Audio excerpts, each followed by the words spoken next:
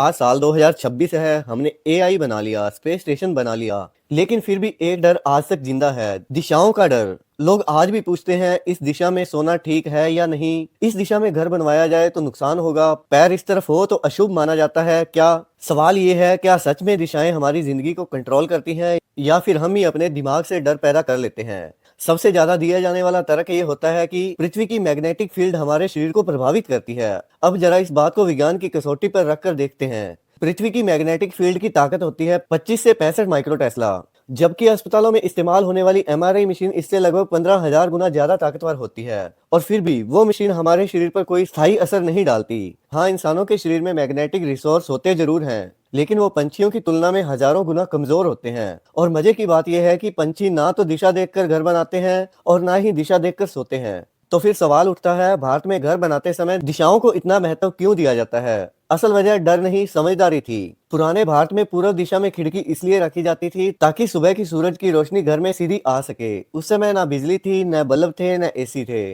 उत्तर दिशा इसलिए चुनी जाती थी क्योंकि माना जाता था उत्तर से ठंडी हवाएं आती हैं और दक्षिण से गर्म। दिशाओं का मकसद जीवन को आसान बनाना था, ना कि इंसान को डराना। अब जरा एक रिसर्च पर ध्यान दीजिए। 200 लोगों को अलग अलग हाल में सुलाया गया। 100 लोगों से कहा गया कि आप सही दिशा में सो रहे थे और बाकी 100 से कहा गया आप गलत दिशा में सो रहे थे। नतीजा चौंकाने वाला था। जिन लोगों को कहा गया कि आप सही दिशा में थे, उनमें से 92% लोगों ने कहा कि नींद बहुत अच्छी आई, और जिनसे कहा गया कि आप गलत दिशा में सो रहे थे, उनमें से 72% लोगों ने शिकायत की कि नींद ठीक से नहीं आई। जबकि हकीकत ये थी कि 200 के 200 लोग सही दिशा में सो रहे थे। इसे साइकोलॉजी में कहते हैं नोसेबो इफेक्ट, यानी डर से ही बीमारी पैदा होना। जब आप मान लेते हैं कि दिशाएं आपको नुकसान पहुंचा रही हैं, तो आपके दिमाग का डर वाला हिस्सा एक्टिव हो जाता है। कॉर्टिसोल हार्मोन लगभग 23% तक बढ़ जाता है और नींद अपने आप खराब होने लगती है।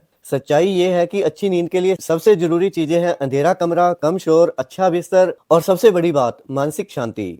जो लोग मान्यताओं में विश्वास रखते हैं, उनके लिए एक छोटी सी लेकिन जरूरी सलाह है। अगर आपकी मान्यता आपको सुकून देती है तो उसे अपने जीवन में सकारात्मक तरीके से इस्तेमाल कीजिए, लेकिन उसे दूसरों पर जबरदस्ती मत थोपिए और उसे पारिवारिक तनाव का कारण मत बनने दीजिए। क्योंकि याद रखिए, अच्छी नींद दिशाओं से नहीं बल्कि मन की शांति से आती है।